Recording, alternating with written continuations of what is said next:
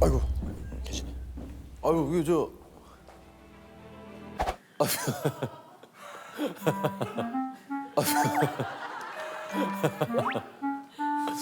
아유 예. 안녕하세요. 아유 반갑습니다.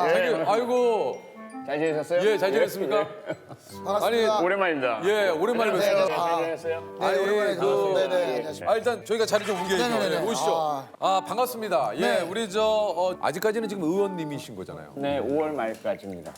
이제 그 21대 국회가 이제 개원을 하게 되면은 이제 그 20대 국회는 5월 말에 끝이 나는군요. 네, 5월 30일 날 끝이 나고요. 대원은 좀 더 뒤에 원구성이라고 해서 예. 국회의장이 정해지고 별로 각 상임위원이 정해지고 위원장이 네, 정해지면 그리고 나서 딱 첫 개원이라고 하는 예. 거예요. 아니 지금 사실 어떻게 보면 이번에 좀 불출마를 좀 하셨는데 네. 그 불출마하신 이유가 좀 있습니까? 책임과 반성이죠. 예. 국회가 국민의 심부름꾼이잖아요. 국민 여러분께 필요한 것들을 만들어드리고 예. 더 자세하게 해드려야 되는데 네. 20대 국회가 일을 잘 안 했잖아요. 20번 넘게 보이콧 예, 하고 파행도 많았고요. 그 법안의 처리율이 역대 최저. 그리고 본회의 개최율, 상임위원회 개최율이 다 최저다 보니까 너무 죄송하더라고요. 근데 이게 또 뭐 막상 그 정치에 이 첫 발을 들여놓는다는 것이 이제 쉬운 결정은 아닌데 지금은 어떻습니까? 이제 불출마를 선언하시고 하니까 좀 가족분들은 뭐라고 얘기를 하시나요? 표정들이 무척 밝아졌죠. 집안의 웃음꽃에 다시 피기 시작했습니다. 오히려 저는 혹시 그러면 미리 뭐 불출마를 선언하셨지만 당선이 되신 분들에게 그리고 또 혹시 아쉽게 뭐 이렇게 또 낙선하신 분들에게 무전으로 한번 이게 시공간을 초월시킬 수 있는 네. 문제거든요. 그래요? 예, 예. 21대 국회 메시지를 미리 얘기를 하시는 거죠? 보내주시거든요. 네. 하나 둘 셋, 하나 둘 셋. 감도 체크. 이제 혹시 예. 21대 국회 당선자 여러분 진심으로 축하드립니다. 하지만 여러분의 당선이 여러분의 개인의 그 성과라는 생각은 아마 안 하시리라 생각을 합니다. 바로 우리 국민들을 위한 무한 봉사의 준비를 갖춰주시길 부탁드리겠습니다. 낙선자분들께는 정말 어떻게 위로를 해드려야 될지 모르겠고요. 제가 위로를 해드린다고 해서 아픈 마음이 쉽게 치유되긴 힘드실 텐데 그래도 힘내시기 바랍니다. 혹시 더불어서 20대 국회에 막 입성을 하는 네. 우리 표창원 의원님께도 한마디 좀 해주세요. 저요? 네. 네, 용인정 제20대 국회 당선자, 표창원 당선자 너무 기뻐하지 말고요. 조금만 있으면 내가 왜 시작했을까 후회할 만한 순간들이 닥칠 겁니다. 마음의 준비 단단히 하시기 바랍니다. 이상, 로하죠. 남들이 봤을 때는 그렇지 않습니까? 뭐 교수님도 되셨다가 이렇게 뭐 또 국회의원도 되셨다가 남부러울 거 없는 그런 삶을 인생을 사는구나 성공한 삶을 사는구나. 남이 부럽습니다, 저는. 그래요? 어떤 게 좀 그렇게 부럽던가요? 일단은 제가 제일 부러운 게 정치인 편하게 욕하는 그 입장이 제일 부러워요. 그렇죠. 그래서 빨리 제가 그만두고 막 이제 새로 21대 국회의원들 막 지금 겨루고 있어요. 일단 오늘 근데 저희가 이제 만나 뵈러 온 곳은 그것이 알고 싶다면 진짜 빼놓을 수 없는 분이 바로 또 여기 계시는 우리 표창원 의원님, 교수님 그렇지 않습니까? 몇 년도에 시작을 하신 거죠? 2000년이요. 2000년이요? 네, 20년 됐죠. 정말요? 네, 그것이 알고 싶다가 저를 방송에 데뷔 맞죠. 네. 프로그램이죠. 만약 그 목표 달성된다면 그 많은 것들은 다 정당화되고 합리화되고 목적 달성을 위한 어쩔 수 없는 필요학적인 과정들이었다라고. 똥똥거리고 살 수 있는 멋진 차와 뭐 이런 것들이 본인이 희구했던 삶의 모습이라고 보여지고요. 대략 한 75에서 80% 정도는 독립으로 봐야 하지 않을까. 어쨌든 본인이 자발적으로 그 공산 현장 입구까지는 갔을 가능성이 직업적으로 봤을 때 프로파일러는 정확하게 뭐 어떤 그 직업을 얘기하는 겁니까? 가장 쉽게 설명을 드리자면 프로필이라고 그러잖아요. 프로필. 어떤 사람의 이력, 나이, 경력. 이력, 경력 뭐 이런 특성들. 네네. 범죄 현장에서 우리가 알고 싶은 게 범인의 프로필이죠. 그것을 뽑아내는 사람이 프로파일러입니다. 그런데 만약에 지문이나 DNA로 이 사람이 누군지 확정됐다면 프로파일러 필요가 없죠. 그렇지 않은 현장에서 이 범죄 현장에 남겨진 특성들을 가지고 처음에 범죄 현장에 어떻게 접근을 했고 피해자를 어떻게 만났고 어떤 행동을 저질렀고 얼마나 머물렀고 그리고 증거 인멸을 위해서는 어떤 행동을 했고 이것들을 이제 그 흔적을 찾아서 그러면 이 사람은 어떤 특성을 가진 사람이다. 그러니까 보통 그 교수님 계신 곳에 가서도 촬영을 하지만 보통 이제 배수로나 이런 데서 제가 생각하기에는 이 버스 정류장에서 범인은 뭐 이런 얘기를 하면서 네, 나갈 때 네, 네. 아 그런 걸 보면서 막 집중이 확 되거든요. 아니 그 여기 예. 보니까 이제 프로필에 그런 게 있습니다. 89년에 경찰대 행정학과를 졸업하시고 1990년 화성 연쇄살인 9차 사건 당시에 화성 지역 기동대 소대장으로 근무를 하셨다고 네. 그래요?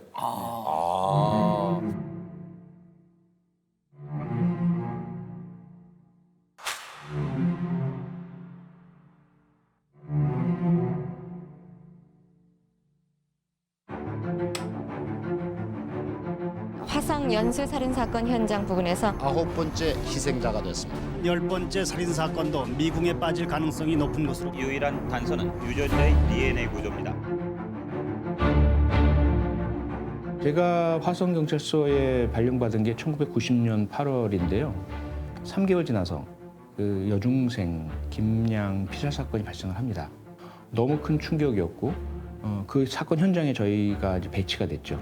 그러다 보니까 그 9차 사건의 이미지, 피해자의 모습, 상처, 현장 이런 것들은 영원히 저에게 남아있죠. 그 범죄자가 또 다른 범행을 일으킬 것이다라고 하는 것이 사실은 프로파일러로서의 두려움입니다. 정말 내가 이 범죄자를 왜 분석하지 못하고 있는가, 무엇이 모자르는가, 무력감을 느끼기도 하죠. 너무 많은 정보가 손실된 상태에서 분석을 했기 때문에 접근할 수 없는 한계가 좀 안타까움이 많이 있었죠. 그리고 이제 이게 2012년에 한 그 방송에서 표창 교수님이 그때 그 얘기를 하셨어요. 분명히 계속 범행을 저지를 수밖에 없는 상태에 도달했던 것으로 보이고요. 그것은 아마도 사망했거나 아니면 다른 범행으로 교도소에 수감돼서 장기간 복역 중에 있거나. 이걸 딱 예측. 이게 그대로 적중을 했습니다. 예. 이춘재 당시 예. 복역 중이었죠. 이거를 그 당시에도 뭔가 이 분석을 하시면서 확신을 좀 하신 건가요? 뭐 사실 그건 기본이고요. 예, 프로파일링을 하면 왜 그런 생각을 하셨는 건지. 범행 주기가 점점 짧아지는 경향. 이런 것들은 그 스스로가 이 범죄적인 욕구와 충동이 대단히 강해져 있고 강하다는 것을 뜻해요. 그런데 어느 시점부터는 중단되었거든요. 예. 그게 의미한 바는 뭐냐면 그런 유형의 연쇄살인범은 결코 스스로 범행 중단을 못합니다. 그런데 동일범이 그러한 변형을 통해서 다른 범행을 저지른다는 신호가 잡히질 않는 거예요, 오랫동안. 그러면 이건 죽었거나 아니면 다른 범죄로 복역 중이다. 다른 범죄로 장기간 복역 중이거나 그 두 가지 중에 하나라는 거죠. 아니 이게 실제로 이렇게 들어맞았을 때 본인 진짜 어떠셨습니까? 저는 첫 보도를 보고 못 믿겠더라고요. 그 오랜 시간 동안 꼬투리도 못 잡았는데 갑자기 한순간에 범인이 나타나니까. 더 중요한 건 뭐냐면 예. 1986년에 영국 레스터 대학에서 처음으로 DNA를 수사에 활용할 수 있는 기법을 발견을 합니다. 그게 80년대입니다. 80년대, 86년이에요. 예. 근데 한국에서 화성 연쇄살인 사건이 86년부터 시작이 됐잖아요. 현장 DNA 증거를 확보를 하긴 했는데요. 네. 그때 워낙에 초기였잖아요. 영화 살인의 추억에도 나오지만 우리에게는 DNA 검사하는 기기도 없었고 장비도 없었고 기법도 없었어요. 그래서 저는 그 현장 시료 보관이 안 돼 있다고 생각을 했거든요. 그런데 놀랍게도 그 현장 수사관들이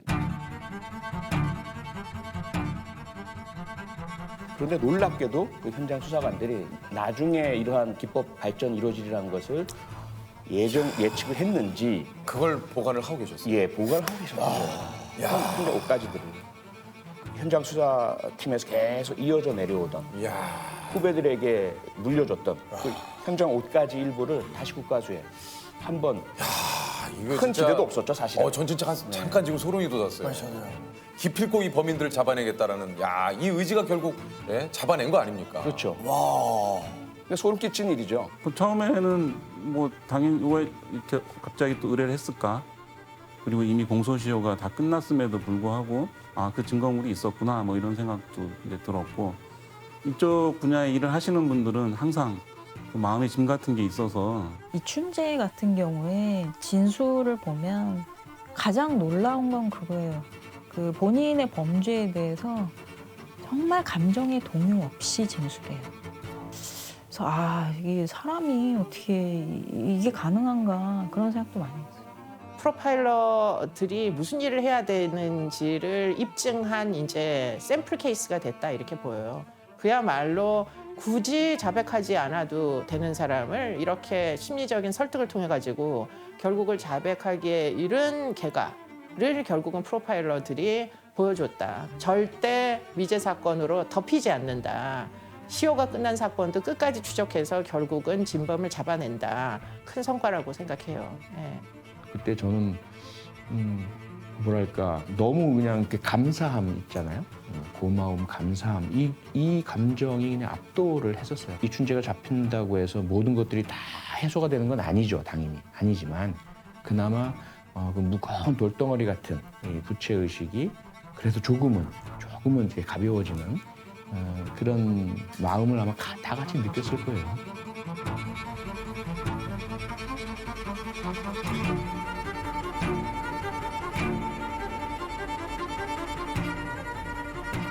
이건 뭐니까 대학 입시 시험지 도난 사건은?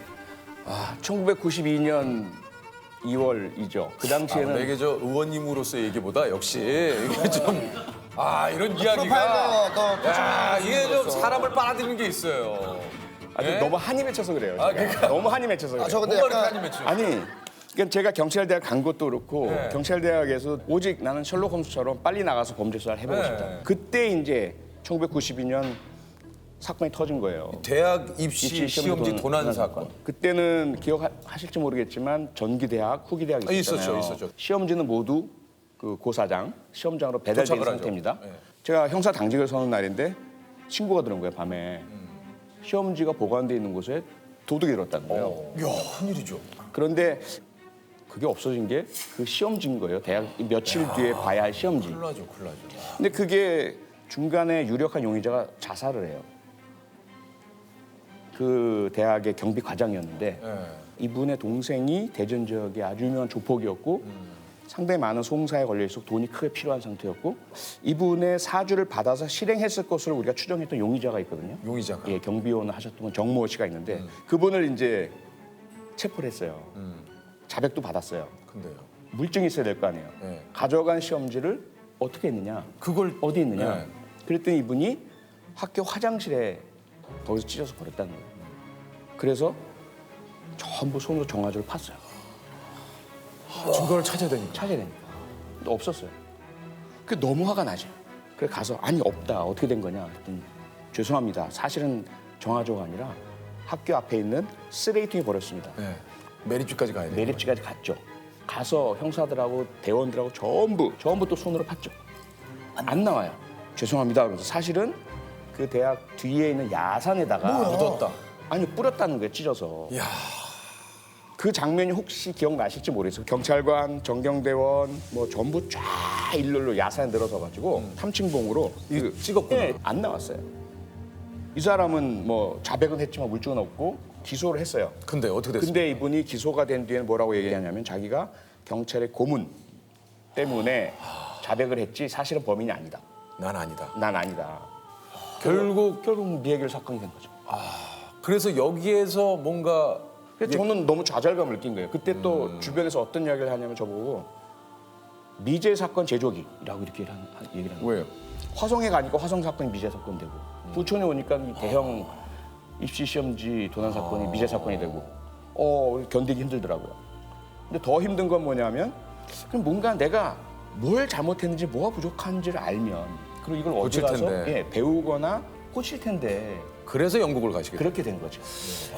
아니 그래서 영국 가서는 어떤 것들을 좀 배우신 겁니까? 가서 이제 영국을 가니까 이거 완전히 연쇄살인의 나라예요. 너무나 많은 연쇄살인 사건이 벌어졌었고 그러다 보니까 오히려 거꾸로 연쇄살인 사건에 대한 프로파일링이라든지 또는 수사기법이 상당히 발달해 있었던 거죠.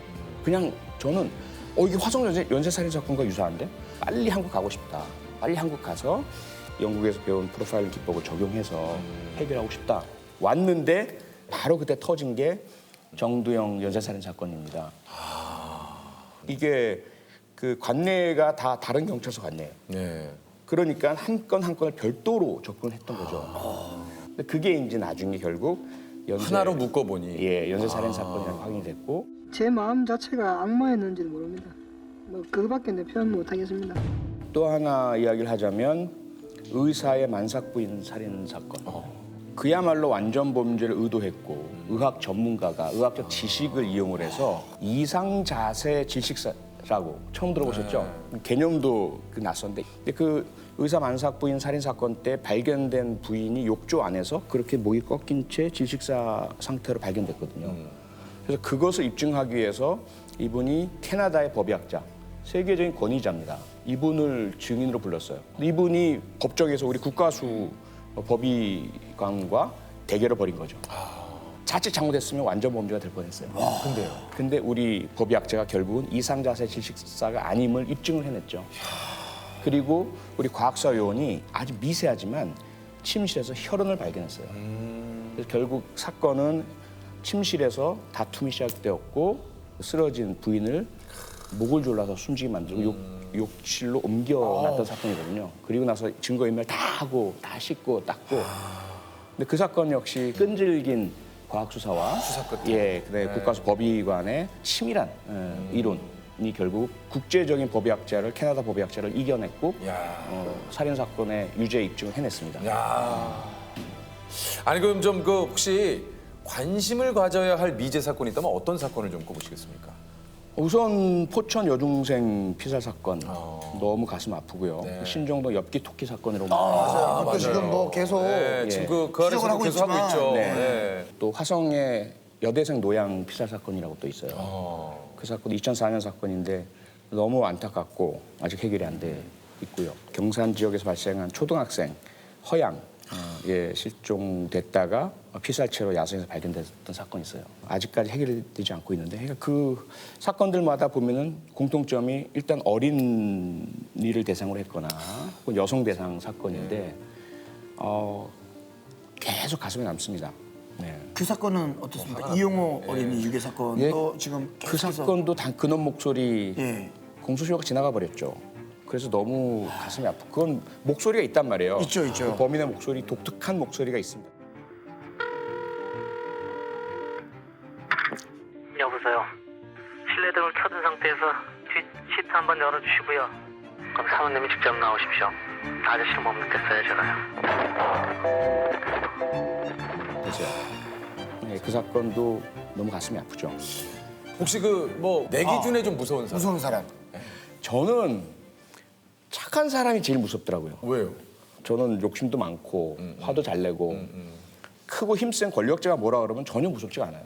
까짓거 어렸을 때부터 제가 맞는 것도 많이 맞아봐서 저보다 뭐 싸움 잘하는 사람 별로 무섭지가 않거든요. 근데 착한 사람은 저보다 착한 걸 제가 아는데 그 사람이 저의 비도덕한 비윤리적인 점 이런 걸 지적하면 그거는 제가 견디지 못하는 이런 상황이 좀 있어서 참 착한 사람 또 좀 무서워요. 이 똑같은 질문에 우리 또 뭐 각자 이런 게 역시 이게 좀 유퀴즈를 하면서 이런 생각을 하고 있다라는 거에서 많이 느끼고 진짜 늘 배우지 않습니까? 맞아요. 그럼 뭐 마지막으로 내일에서 하나의 초능력을 좀 갖게 된다면 어떤 능력을 갖고 싶습니까? 저는 그 엑스맨의 제비어인가요? 그 프로페서 X. 모든 사람의 마음을 읽고 조종할 수 있는. 조종까지? 범죄자도 전부 범죄 스탑 시킬 수 있잖아요. 그리고 모든 표를 저한테 뭐라고 할 수도 있고. 아니 저기 그만 됐는데. 아니 지금 이게 뭐 나중에 모릅니까? 아니. 실현한 것 같습니다.